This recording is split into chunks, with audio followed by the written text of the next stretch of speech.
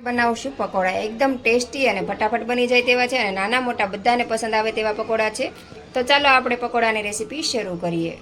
તો પકોડા બનાવવા માટે જોશે આપણે કિલો બટેટા જોશે, આદુ મરચાં અને લસણની પેસ્ટ છે, 3 લીંબુનો રસ છે, આ લીલા ધાણા છે અને 1 બ્રેડનું પેકેટ છે અને બીજા આપણે જે મસાલામાં મસાલા હોય છે એ આપણે રહેશે. તો ચાલો આપણે પકોડા બનાવવાની તૈયારી કરી લઈએ. તો સૌથી પહેલાં આપણે પકોડા માટે બેટર બનાવી લઈશું. તો એના માટે આપણે એક મોટી તપેલી લીધી છે ને એમાં આપણે 3 થી 4 કપ જેટલો બેસન લેવાનો છે. તો આપણે 1 કિલો બટેટાના પકોડા બનાવવાના છે તો આપણે થોડોક બેટર વધારે બનાવશું. તો આપણે અત્યારે 4 કપ જેટલો બેસન લીધો છે. સ્વાદ પ્રમાણે આપણે નમક એડ કરવાનું છે.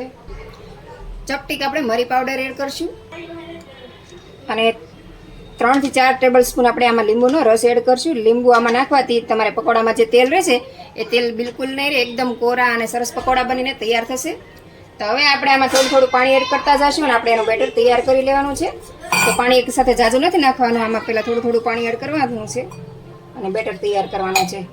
આપણે બહુ થીક નહીં અને સાવ પતલું પણ નહીં, આપણે થોડુંક મીડિયમ રાખશું. તો આપણું બેટર બનીને સરસ મજાનું તૈયાર થઈ ગયું છે. તો હવે આપણે મસાલો બનાવી લઈશું. તો આપણે જો આટલું પતલું બેટર રાખવાનું તમે જોઈ શકો છો. તો હવે આપણે આને સાઈડમાં મૂકી દઈશું. હવે આપણે બટાટાનો મસાલો બનાવી લઈશું. તો આપણે અહીંયા બાફેલા ઠંડા બટેટા લઈ લીધા છે. આપણે અડધી કલાક પહેલાં જ આને બાફીને રાખી દીધા હતા. હવે આપણે આમાં બધા મસાલા એડ કરશું. તો અડધી ચમચી જેટલી આપણે હળદર એડ કરવાની છે. 1 ચમચી આપણે શેકેલા જીરુંનો પાવડર અને ધાણા જીરું છે. સ્વાદ પ્રમાણે નમક લઈ લેવાનું છે. અડધી ચમચી લાલ મરચું પાવડર, ચપટીક હિંગ નાખો તો સારું, બટેટા વાયુ ન કરે. 2 મોટી ચમચી આદુ મરચાં અને લસણની પેસ્ટ લીધી છે આપણે. મરચું તમે તમારા સ્વાદ પ્રમાણે તીખામાં વધઘટ કરી શકો છો. વધુ તીખું ખાતા હોય તો વધારે નાખી શકો છો. હું અત્યારે મીડિયમ રાખું. 2 લીંબુનો રસ લીધો છે. તમે ખટાશમાં પણ વધઘટ કરી શકો. આપણે લીંબુ નાખ્યું તો એની માટે આપણે થોડું ગળપણ પણ નાખશું એટલે ખટ્ટા મીઠા થાય તો ખાવાની મજા આવે. થોડીક આપણે કોથમરી નાખી દઈશું, લીલી ઝીણી સુધારેલી. હવે આ બધા જ મસાલા આપણે સરસ રીતે મેશ કરી લેવાના છે. જો તમે લસણ ન ખાતા તો તમે લસણ આને સ્કીપ પણ કરી શકો છો. તો બધો મસાલો આપણે સરસ રીતે મિક્સ કરી લેવાનો છે. આમચૂર પાવડર અથવા ચાટ મસાલો પણ લઈ શકો છો અને તમારે લીંબુ ઘટતું હોય તો તમે આમાં થોડોક લીંબુ અને થોડોક ચાટ મસાલો પણ લઈ શકો છો. તો આપણો મસાલો સરસ રીતે બનીને તૈયાર થઈ ગયો. તો હવે આપણે પકોડા બનાવવાની તૈયાર કરીશું. તો હવે બ્રેડ આપણે પકોડા, તો હવે આને આપણે સાઈડમાં મૂકી દઈશું. હવે આપણે બ્રેડ લઈ લઈશું. તો આપણે અહીંયા મોટી બ્રેડ લઈ લીધી. તો હવે આમાં આપણે બધામાં મસાલો લગાવીને તૈયાર કરી લઈશું. અત્યારે હું બ્રેડની કોર નથી કાઢતી. જો તમને બ્રેડની કોર કાઢવી હોય તો તમે બ્રેડની કોર પણ કાઢી શકો છો. હું અત્યારે બ્રેડની કોર એમને જ રહેવા દઉં છું. તો આપણે એક સાથે 4 પકોડા બનાવશું એટલે 4 માંથી 8 પકોડા બનીને તૈયાર થશે. તો હવે આપણે આના બધા ઉપર મસાલો લગાવીને તૈયાર કરી લઈશું. મસાલો તમને વધારે ગમે તો તમારે વધારે લગાવવાનો છે ને ઓછો ગમે તો ઓછો લગાવવાનો છે. મસાલો પણ તમે આમાં વધઘટ કરી શકો છો. તો આવી રીતે બધામાં આપણે મસાલો લગાવી દઈશું અને આવી રીતે બ્રેડને મસાલાથી કવર કરી લઈશું. તો આવી રીતે આપણે ફટાફટ બ્રેડમાં મસાલો લગાવીને તૈયાર કરી લઈશું. તમારે ચમચીની મદદથી અથવા હાથની મદદથી પણ કરી શકો છો. તમને જો ચમચી ન ફાવે તો તમે હાથની મદદથી પણ કરી શકો છો. તો આપણે બધી જ બ્રેડ આ રીતે તૈયાર કરી લેવાની છે.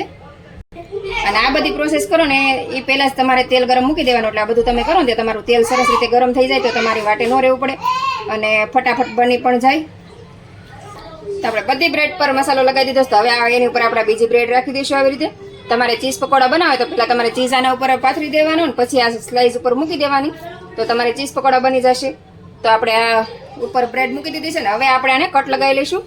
તો આપણે બધી બ્રેડને પહેલાં એક ઉપર એક આવી રીતે સાઈડમાં મૂકી દઈશું અને હવે આપણે આને કટ લગાવી લઈશું. તો અહીંયા કોર્નરથી આપણે આવી રીતે થોડુંક પ્રેસ કરવાનું છે ને પછી આવી રીતે એને કટ લગાવી લેવાનું છે. તો તમે જોઈ શકો છો આવી રીતે 2 પકોડાના ભાગ થઈ જશે. તો બધી જ બ્રેડને આપણે આવી રીતે 2 ભાગ કરી લેવાના છે અને આપણે સાઈડમાં મૂકી દઈશું. તમને એક સાથે ફાવે તો તમે એક સાથે પણ બધું કટિંગ કરી શકો છો, પણ હું અત્યારે એકનું જ આવી રીતે કટિંગ કરું છું. પણ તમારે જલ્દી હોય તો એક સાથે મૂકીને ઢગલો કરીને 8 થી 10 બ્રેડનું આવી રીતે કટિંગ કરી શકો છો. તો તમે જોઈ શકો છો આ રીતે આપણે બધી જ બ્રેડનું કટિંગ કરી લેવાનું છે. અને તમારે હવે મોટા ન રાખવા હોય તો તમે આવી રીતે નાના પણ કટ કરી શકો છો. એ પણ તમને બતાવી દઉં. તો આવી રીતે તમે નાના પકોડા પણ બનાવી શકો છો. તમે એક બ્રેડના 4 હિસ્સા પણ કરી શકો છો. તો હવે આપણે આને બધા જ બ્રેડને આવી રીતે કટ લગાવી દેવાના છે ને હવે આપણે તળવાની પ્રોસેસ કરશું. તો ચાલો આપણે હવે આ પકોડા તળી લઈએ.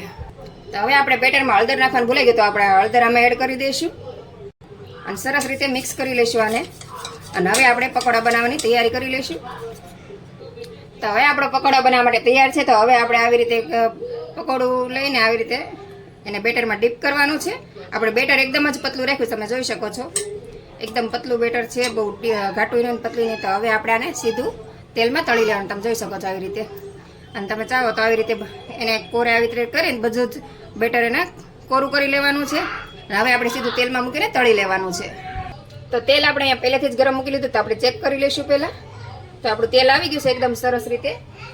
તો હવે આપણે આમાં પકોડા બનાવીને મૂકી દઈશું. તો હવે આપણે આમાં આવી રીતે પકોડા ધીમેથી મૂકવાના છે. ધીમે ધીમે જ આપણે આવી રીતે પકોડા મૂકવાના છે. તમારે જેટલા સમય એટલા તમે આમાં મૂકી શકો છો, 2 સમય 3 સમય તમારી રીતે તમે તળી શકો છો. હું અત્યારે 3 પકોડા મૂકું છું. આપણે બેટર થોડુંક ઢીલું રાખ્યું છે એટલે થોડીક ગેસની ફ્લેમ આપણે એકદમ મીડિયમ રાખશું. ફૂલ પણ નથી રાખવાનું, ધીમો પણ નથી રાખવાનું. તમે ફૂલ રાખશો ને તો તરત જ તળાઈ જશે, અને ધીમો રાખશો ને તો તમારે પકોડા લાલ થઈ જશે. અને આવી રીતે એને આપણે ફેરવવાના છે ધીમેથી. અને ચાકુ અને ઝારાની મદદથી તમારે આવી રીતે ફેરવવાના છે. બહુ જલ્દી નહીં કરતા, નકર તમે દાજી જશો. તો આવી રીતે આપણે પલટાવવાના છે. તો આપણે આવી રીતે બધા જ પકોડા તળી લેવાના છે. તમારે નાના પકોડા બનાવે તમે નાના બનાવી શકો છો. અને આપણે આમાં જેટલા હમાય એટલા જ મૂકવાના છે. અત્યારે આપણે આમાં 2 મૂકીએ છીએ. તમારે તેલમાં 3 સમાયો તમે 3 પણ મૂકી શકો છો. આપણે 2 તળશું. અને ગેસની ફ્લેમ આપણે ધીમી જ રાખવાની છે. મીડિયમ ગેસ પર જ આપણે તળવાના છે. બોલ ફૂલ રાખશો તો એકદમ ફટાફટ લાલ થઈ જશે, ને ધીમા રાખશો તો તમારે અંદર તેલ ચડી જશે. તો તમારે તેલ ન ચડે એટલા માટે આપણે ધીમા ગેસે મીડિયમ ગેસ પર જ તળવાના છે. અને આ પકોડા એકદમ તેલ વગરના બનશે, કેમ કે આપણે આમાં લીંબુ એડ કર્યું છે. અને ધીમેથી ફેરવવાનું ધ્યાન રાખવું, તમારે આને ફેરવવામાં ખાસ ધ્યાન રાખવાનું છે. આપણે ધીમેથી જ આવી રીતે ફેરવવાના છે. તો કાં તો તમારે સાથે એક બીજું પણ છરી અથવા ચમચી રાખવી ફેરવવામાં, તો તમારે છાંટા ન ઉડે. આપણે પકોડાની ઉપર જે કવર હોય છે ચણાના લોટનું, એ આપણે એકદમ પતલું રાખ્યું છે. તમને થોડુંક જાડું પડ પસંદ હોય તો તમે ચણાનું લોટનું બેટર છે એ થોડુંક ઘાટું રાખવાનું. મેં અત્યારે એકદમ પતલું રાખ્યું છે. તો હવે આને આપણે પાછું ફરીથી ફેરવી લઈશું. તો આને આપણે ચાકુની મદદથી આવી રીતે પલટાવવાનું છે, એટલે તમને તેલ ન ઉડે બિલકુલ.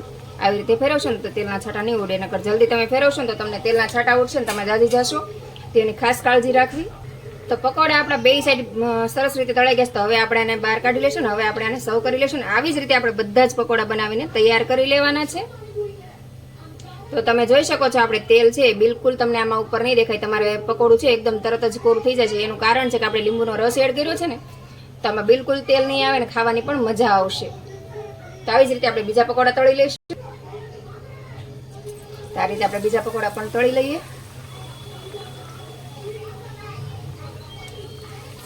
અને પકોડા મૂકવામાં ખાસ ધ્યાન રાખવાનું. તમે ઉપરથી મૂકશો ને તો દાજી જશો, એટલે ધીમેથી મૂકવાનું, એટલે તમે દાજો નહીં. અને તમારે બંને સાઈડ એક જ સરખા તળી લેવાના, એટલે તમારે વાર ફેરવવાની. તો આવી રીતે જરાક પકોડું ઊંચું કરીને જોઈ લેવાનું. તળાઈ ગયું હોય ને એટલે તમારે પછી પલટાઈ નાખવાનું, તો તમારે વાર ફેરવવા નહીં પડે. તો તમે જોઈ શકો છો આ રીતે આપણે ફેરવવાનું છે ધીમેથી જ. તે જો આપણે એક સાઈડ સરસ રીતે તળાઈ ગયું, તો આપણે બીજી સાઈડ આવી રીતે તળી લઈશું. તો હવે આને આપણે બીજી સાઈડ આપણે પલટી લઈશું. એક સાઈડ સરસ રીતે તળાઈ ગયા છે. તો તમે જોઈ શકો છો પકોડા આપણા એકદમ સરસ બનીને તૈયાર થાય છે. ને પકોડા આપણા ફૂલે છે, જુઓ તમે જોઈ શકો છો. તો બજાર કરતાં પણ સરસ પકોડા તમારે ઘરે બનીને તૈયાર થાય છે. અમારે અહીં સુરતમાં હેવમોરના પકોડા પ્રખ્યાત છે, તો એનાથી પણ સરસ પકોડા બનીને તૈયાર થશે. તો તમે આ રેસીપી એકવાર જરૂરથી ટ્રાય કરજો, બધાને ખૂબ પસંદ આવશે. અને મેં કીધું એ રીતથી બનાવજો તો તમારે પકોડામાં તેલ બિલકુલ નહીં રહે. તમે જોઈ શકો છો આમાં તમને તેલ જરાય દેખાતું નથી. અને તેલ વગરના જ પકોડા ખાવાની આપણે મજા આવે. તેલ હોય તો ચીપચીપું તમારે થાય અને ખાવાની પણ મજા ન આવે. તો એનું ખાસ ધ્યાન રાખવું. તો આપણા પકોડા સરસ રીતે તળાઈ ગયા. તો હવે આપણે આને બહાર કાઢી લઈશું. ને હવે આપણે પકોડાને સર્વ કરી લઈશું. હવે આપણે નાના પકોડા બનાવશું. તો એને આવી રીતે બેટરમાં ડીપ કરવાનું છે, અને પછી આવી રીતે નિતારી લેવાનું છે. અને તમને લોટ ઓછો પસંદ હોય તો તમારે આવી રીતે એને કોરે જરાક સાફ કરી નાખવાનું, તો લોટ ઓછો રહેશે. અને લોટ વધારે પસંદ હોય તો તમારે આવી રીતે જ આમના મતે તમારે તળી લેવાનું. તો આવી રીતે સેજ નિતારી નાખવાનું છે આમ, કેમ કે આપણે બેટર પતલું રાખ્યું છે. તમારે સેજ ઘાટું બેટર હોય તો આવી રીતે પ્રોબ્લેમ નહીં થાય. અને હવે આપણે આને તળી લઈશું. તો હવે આપણે આને તેલમાં આવી રીતે તળી લેવાનું છે. તો બધો જ પકોડા આપણે આવી રીતે બનાવીને તૈયાર કરી લેશું. તમે બાળકો માટે પકોડા બનાવતા તો તમારે આવી રીતે નાની સાઈઝના પકોડા બનાવવા, તો છોકરાને ખાવામાં સરખું રહેશે, તો તમારે કટ પણ નહીં કરવો પડે. તો તમારે નાની મોટી સાઈઝના પકોડા આ રીતે જ બનાવીને તૈયાર કરી લેવાના છે. તો તમે જોઈ શકો છો નાના પકોડા પણ બનીને એકદમ સરસ રીતે ફૂલીને તૈયાર થશે. તો તમે આવી રીતે તમે નાની મોટી સાઈઝના બનાવી શકો છો. તો આપણા પકોડા બનીને તૈયાર થઈ ગયા છે. તો હવે આપણે સર્વ કરી લઈશું. આપણા પકોડા એકદમ સરસ તેલ વગરના બન્યા છે. તમે જોઈ શકો છો, તમારે તેલ બિલકુલ આમાં નહીં દેખાય. તમે જુઓ, સેજ અમથું તમારે આવશે. તો હવે આપણે આને કટ લગાવી લઈશું. તો આપણે હવે આને કટ લગાવી લઈશું. તો પકોડાને આવી રીતે તમારે વચ્ચેથી લેવાનું છે ને આવી રીતે ધીમેથી કટ લગાવી લેવાનો છે. હા, અને ચાકુ છે ને આવી ધારદાર લેવાની છે. તો તમારે પકોડા એકદમ સરસ રીતે કટ થઈ જશે. તો તમે જોઈ શકો છો આપણા પકોડા એકદમ સરસ રીતે પરફેક્ટ બનીને તૈયાર થઈ ગયા છે. તો બધા જ પકોડાને આપણે આવી રીતે કટ કરી લઈશું. તો આ રીતે બધા પકોડા આપણે કટ કરી લઈશું. તો આપણે બધા જ પકોડાને આવી રીતે કટ કરી લઈશું.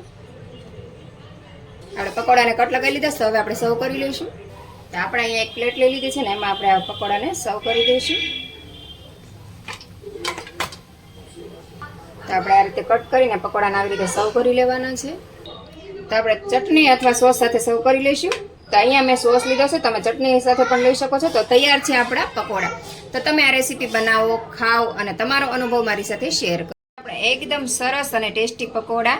તો આ પકોડા તમે બનાવો, ખાઓ અને તમારો અનુભવ મારી સાથે શેર કરો. તો તમને મારી રેસીપી કેવી લાગી એ મને કોમેન્ટ કરીને જરૂરથી જણાવજો. અને વિડીયો પસંદ આવ્યો હોય તો લાઇક, શેર અને સબસ્ક્રાઈબ કરવાનું ભૂલતા નહીં. તો ફરીથી મળશું એક નવા વિડીયો સાથે.